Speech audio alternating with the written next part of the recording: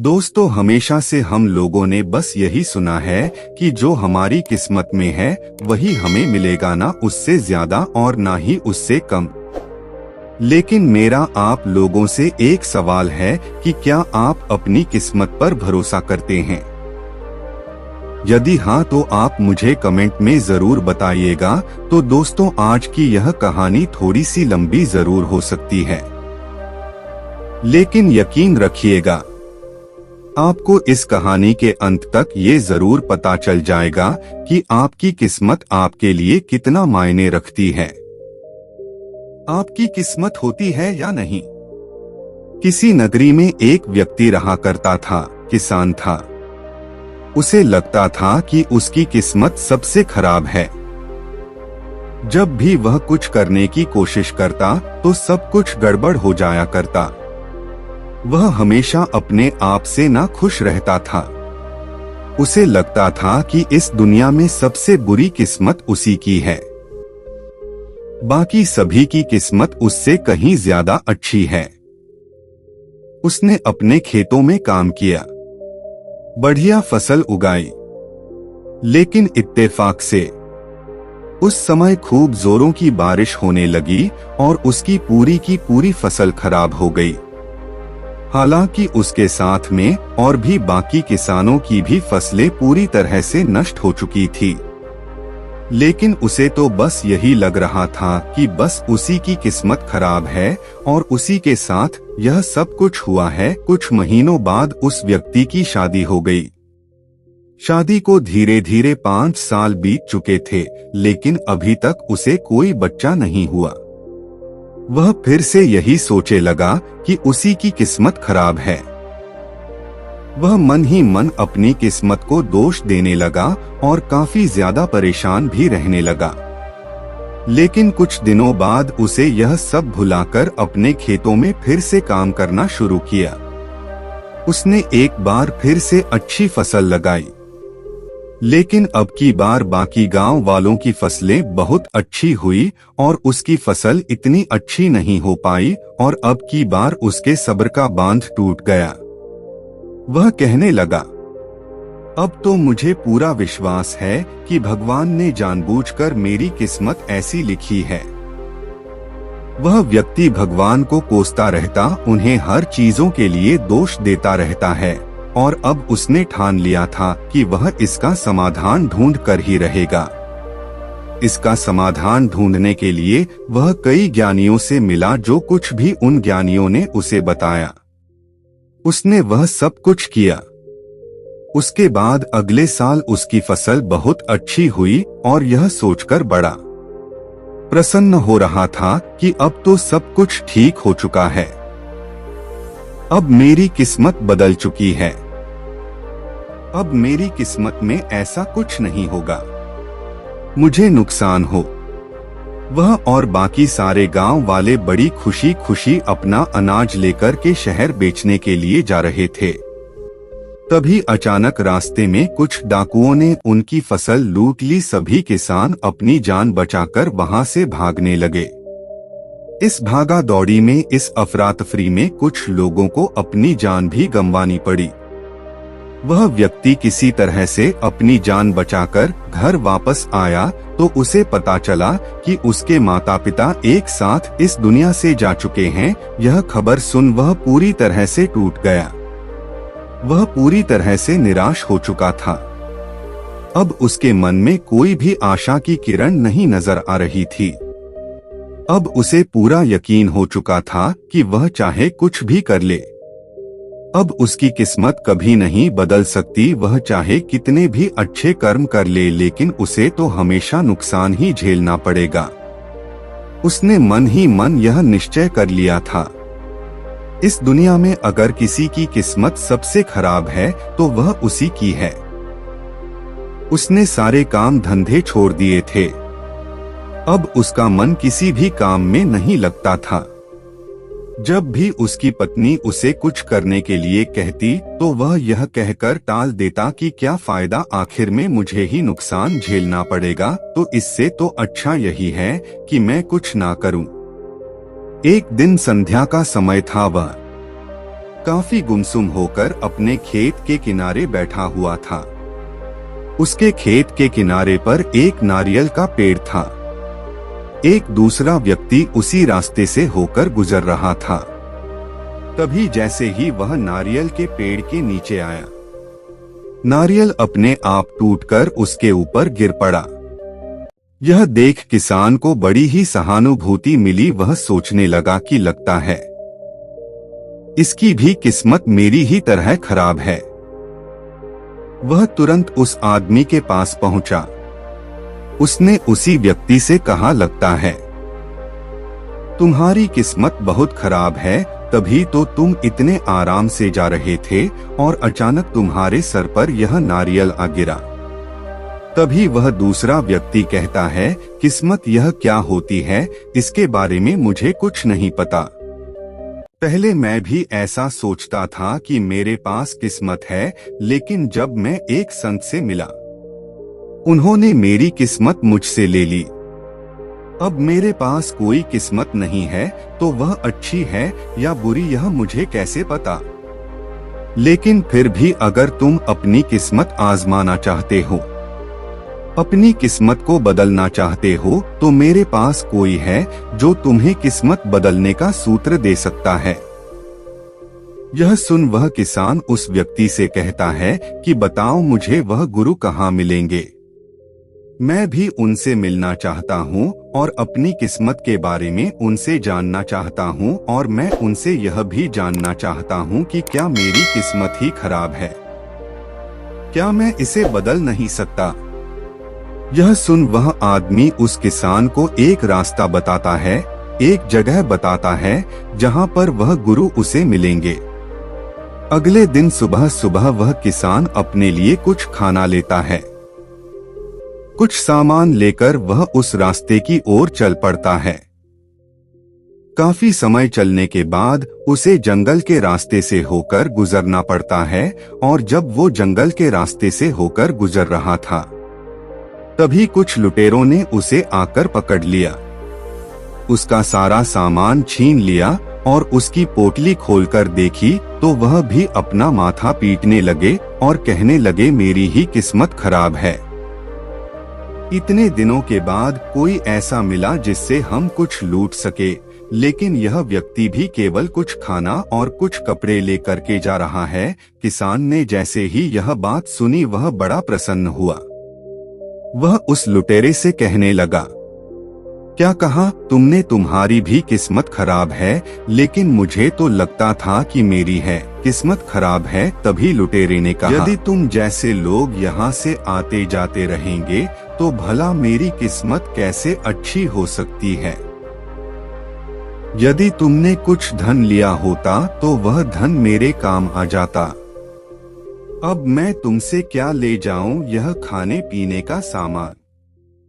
वह लुटेरा उस किसान को छोड़ देता है, लेकिन उससे खाने पीने का सामान लेकर चला जाता है।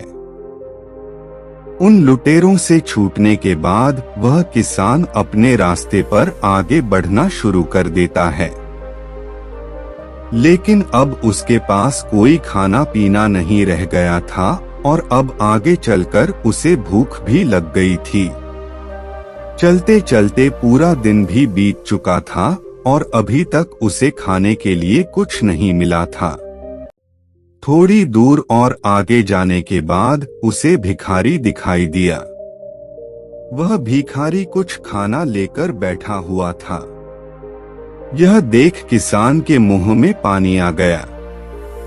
वह उस भिखारी के पास पहुंचा और उससे कहने लगा कि क्या आप मुझे थोड़ा सा खाना दे सकते हैं। मैं खाना लेकर निकला था। कुछ लुटेरों ने मेरा खाना छीन लिया और अब मुझे बहुत जोरों की भूख लगी है और मेरे पास अब पैसे भी नहीं हैं कि मैं कुछ लेकर खा सकूं। यदि आप मुझे थोड़ा सा खाना दे दे तो आपकी बहुत कृपा होगी।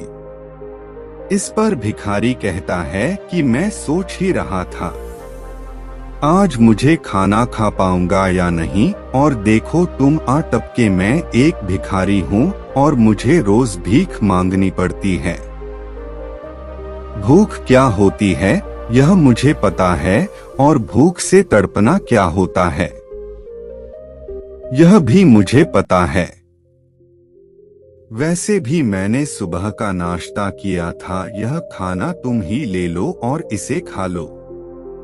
उस किसान ने खुशी खुशी उस भिखारी से खाना ले लिया और खाना खाकर उस भिखारी का धन्यवाद किया और अपने रास्ते पर आगे की ओर चल पड़ा। लेकिन मन ही मन वह अपने आप को कोस रहा था, अपनी किस्मत को दोष दे रहा था। वो कह रहा था कि आज मेरे कैसे दिन आ गए हैं कि मुझे एक भिखारी से भीख मांगकर खाना पड़ा।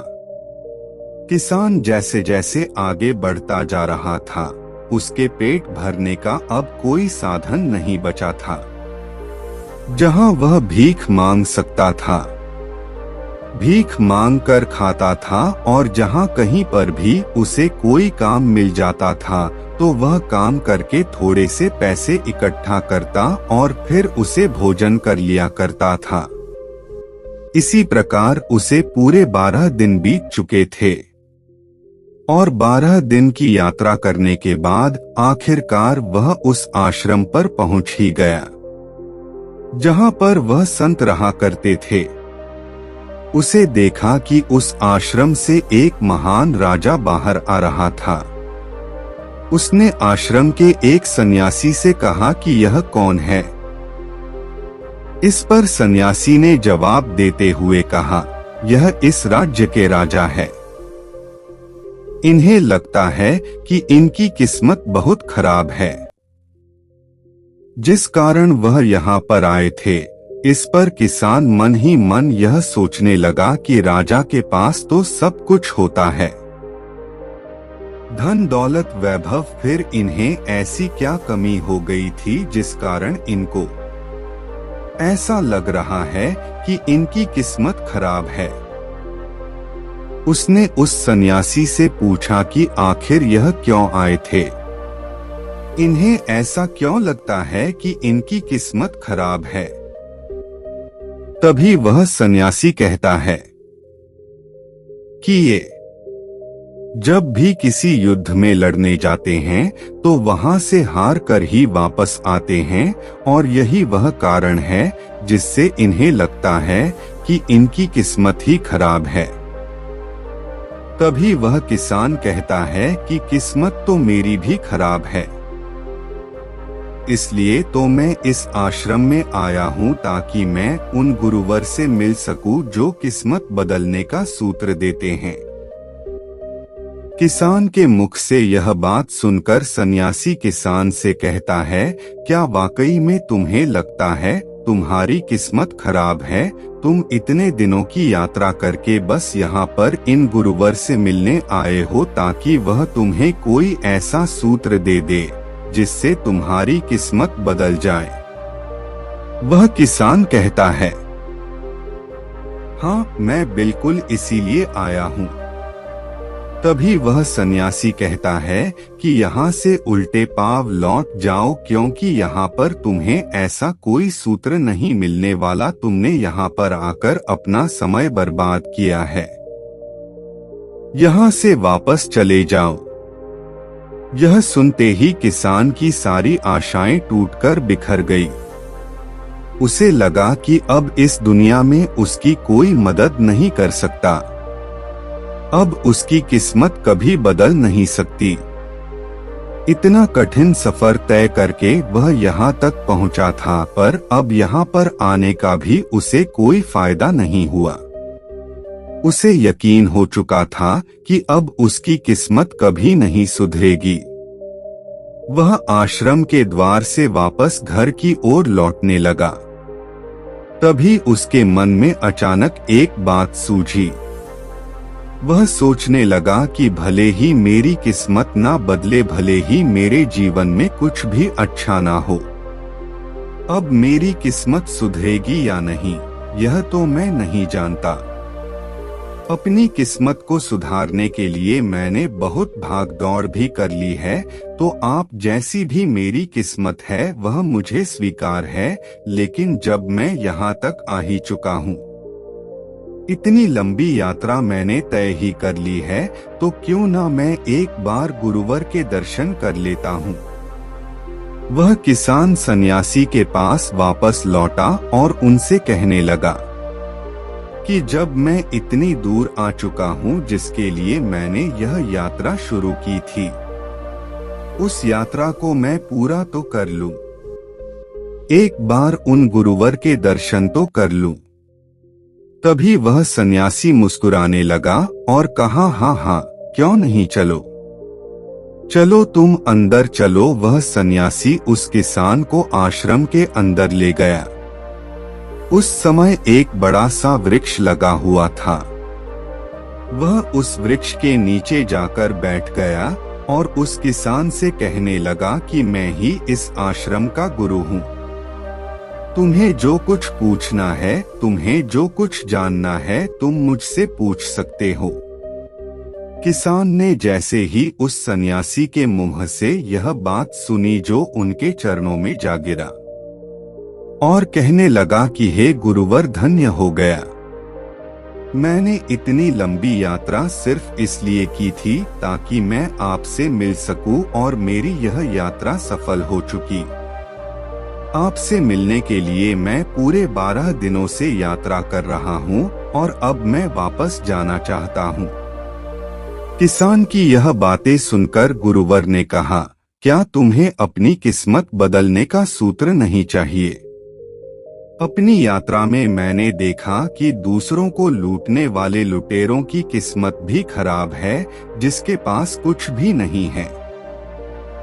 उस भिखारी की किस्मत ही खराब है जिसके पास सब कुछ है, यानी कि वह राजा जो कि आपके यहाँ से अभी अभी गए हैं, उसकी भी किस्मत खराब है। तो अगर ऐसे में मेरी भी किस्मत खराब है तो भला क्या फर्क पड़ता है?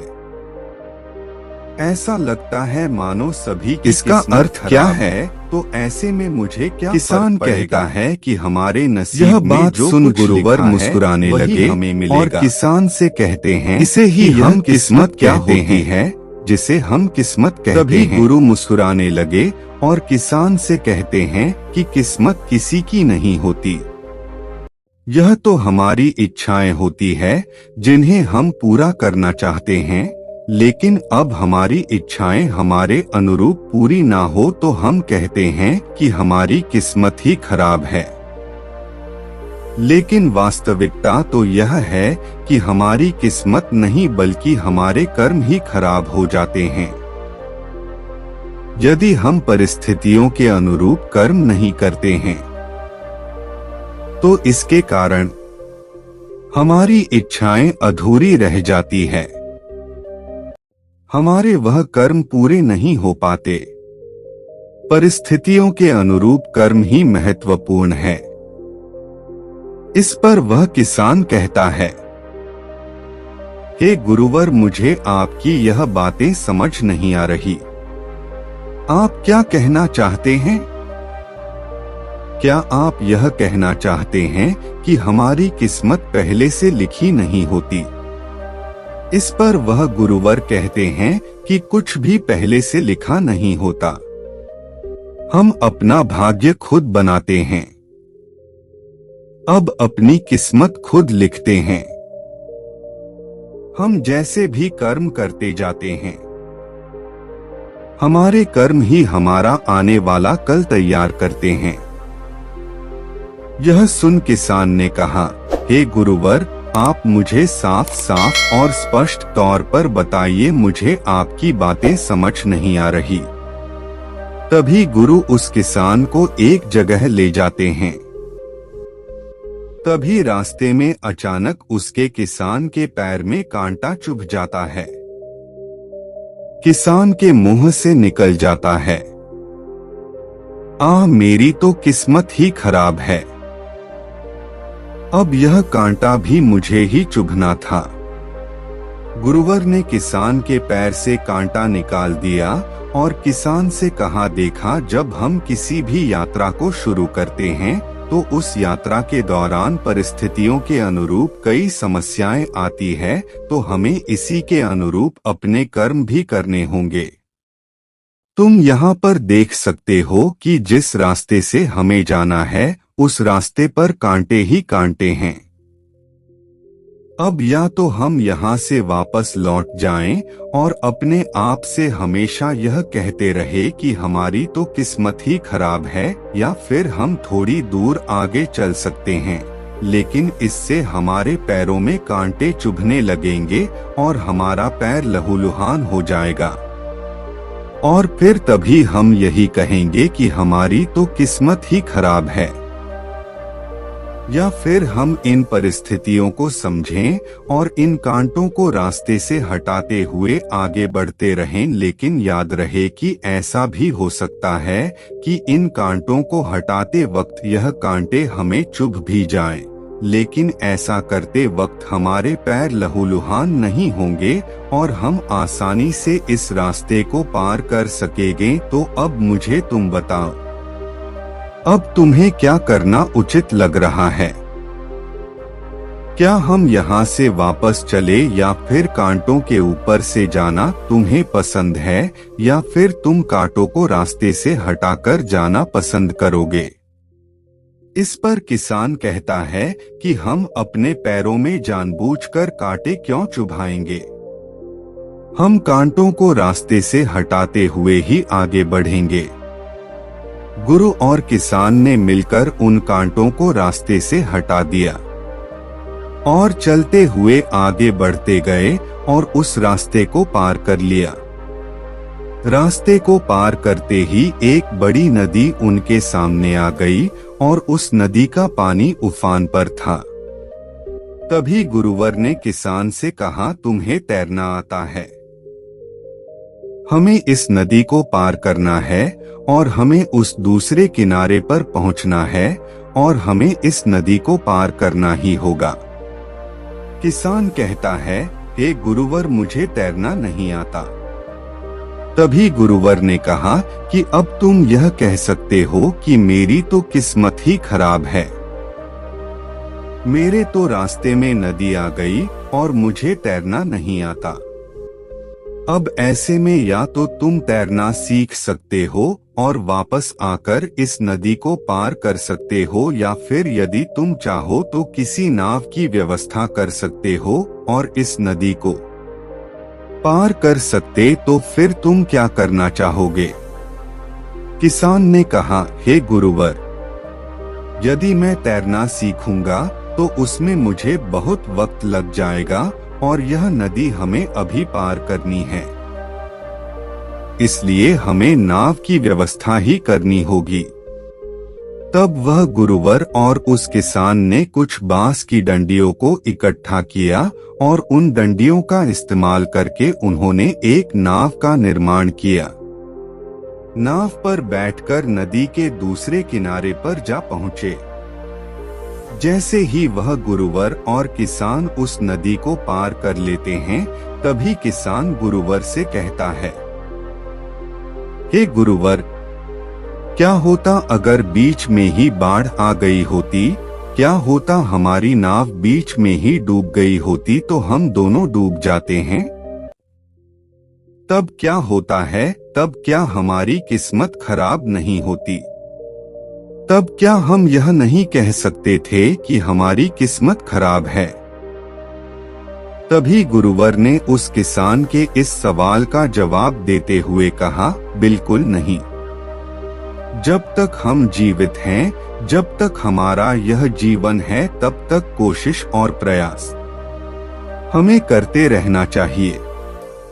जीवन को बचाने का प्रयास जरूरी है, लेकिन जीवन कभी बचता नहीं। किसी का भी जीवन आज तक नहीं बचा है।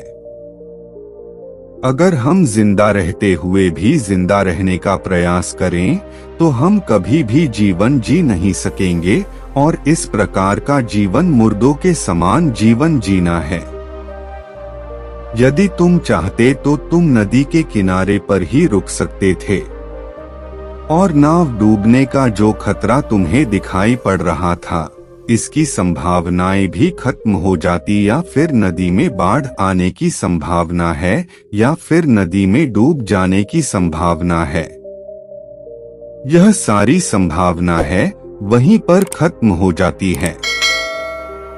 लेकिन तुम मुझे एक बात बताओ, यदि तुम नदी के किनारे बैठे रहते, तब क्या तुम जिंदा ही रहोगे?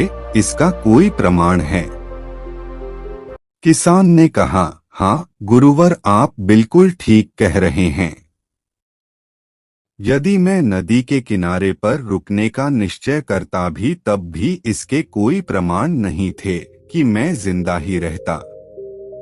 मुझे आपकी बात समझ में आ गई है। गुरु ने किसान को आगे का रास्ता दिखाया और कुछ दूर आगे चलने के बाद किसान को एक बहुत बड़ा पहाड़ नजर आया, और वह पहाड़ इतना कटीला था, यदि किसान उस पर चढ़ाई करता तो मृत्यु निश्चित थी। गुरुवर ने किसान से कहा, तुम चाहो तो यहाँ से वापस जा सकते हो, यह मानकर कि तुम्हारी किस्मत खराब है, क्योंकि रास्ते में इतना बड़ा पहाड़ जो आ गया, तुम इस रास्ते को पार कर लेते। यदि यह पहाड़ बीच में ना आता और तुम अपनी मंजिल तक भी अवश्य पहुंच जाते हैं। सभी किसान उन गुरुवर से कहता है, हे गुरुवर, इस पहाड़ के दूसरी तरफ ऐसी कोई मंजिल नहीं है जिसे मैं पाना चाहता हूँ, और जो कुछ मुझे सीखना था, जो मंत्र मुझे चाहिए था, वह आपने मुझे दे दिया। मैं यह समझ चुका हूँ कि किस्मत का रोना हम अपनी कमियों के कारण अपनी कमियों को छुपाने के लिए करते हैं। हम यह नहीं चाहते हैं कि हमें अपनी कमियों का पता चले, और यदि हमारी कमियों के बारे में किसी दूसरे को पता चल जाएगा तो वह इसका लाभ भी उठा सकता है। इसलिए हम में से अधिकांशतर लोग वास्तव में किस्मत का सहारा लेते हैं, लेकिन वास्तविकता तो यही है कि हमारे जीवन में तो ये सारी परिस्थितियां ही हैं, और हम उन परिस्थितियों के अनुरूप अपना जीवन जीने से डरते हैं। हम अपने जीवन में कर्म नहीं करना चाहते, हम चमत्कार चाहते हैं। हमें कोई भी कर्म ना करना पड़े और हमारी सारी इच्छाएं पूरी हो जाएं। हम जो कुछ भी चाहते हैं वह सब हमें मिल जाए। हम ऐसा ही चाहते हैं, इसलिए हम चमत्कारों की ओर भागते हैं। हम भाग्य बदलने का सूत्र ढूंढते हैं, जबकि वास्तविकता यही है। किसी का भी भाग्य स्थिर नहीं है। हम जैसे कर्म करते हैं वैसा ही हमारा भाग्य बनता है, और हमारे कर्म के अनुसार ही हमारा भाग्य बदलत रहता है। लेकिन हम में से अधिकांश लोग किस्मत का खेल मान लेते हैं और पहले से जो लिखा हुआ है उसे ही स्वीकार कर लेते हैं। लेकिन अब से मेरा कोई भाग्य नहीं है, मेरी कोई किस्मत नहीं है। मेरे सामने जो भी परिस्थितियां हैं और जो भी कर्म है, उनके अनुरूप ही मुझे कर्म करने होंगे। उनके अनुरूप की मुझे चलना चाहिए। मंजिल तक पहुंचने के लिए कांटों से भरा रास्ता हो या फिर उफनाती हुई नदी या फिर एक बड़ा पहाड़, अपनी मंजिल तक पहुंचने के लिए हमें इन्हें पार करना ही होगा। आखिर में वह किसान गुरुवर से कहता है, हे गुरुवर, यदि मैं इस पहाड़ पर चढ़ जाता तो मुझे क्या मिलता? गुरु ने कहा, वही जो सबको मिलता है। रास्ते मायने नहीं रखते, मंजिल मायने नहीं रखती, बल्कि इनका निचोड़ ही तुम्हारी मंजिल होती है। रास्तों का ज्ञान तुम्हारा विज्ञान बन जाता है और रास्ते ही हमें सिखाते हैं हमें अपने जीवन में किस तरह से आगे बढ़ते रहना चाहिए, क्योंकि बिना रास्तों के कोई मंजिल नहीं होती। और जब मंजिल मिल जाती है तब वह बिना रास्तों की अधूरी होती है। इसलिए किस्मत पर छोड़कर अपने कर्मों से भागिए मत, बल्कि अपने कर्मों को करते जाइए, क्योंकि यही वह कर्म है जो आपको आपकी मंजिल तक पहुंचाने में मदद करेंगे। इसलिए दोस्तों, भाग्य के भरोसे मत बैठिए। अपने कर्मों को नियमित तौर पर करते जाइए। अपने कर्मों पर विश्वास कीजिए। अपने कर्मों से अपना भाग्य खुद लिखिए। उम्मीद है कि आपको आज की यह वीडियो जरूर पसंद आई होगी, तो वीडियो को लाइक और अपने दोस्तों के साथ शेयर जरूर कीजिएगा और हमें ऐसे ही सपोर्ट करने के लिए चैनल को सब्सक्राइब और घंटी बटन को भी जरूर दबा दीजिएगा। चलिए मिलते हैं ऐसी ही एक और वीडियो में, तब तक के लिए अपना ख्याल रखें। धन्यवाद।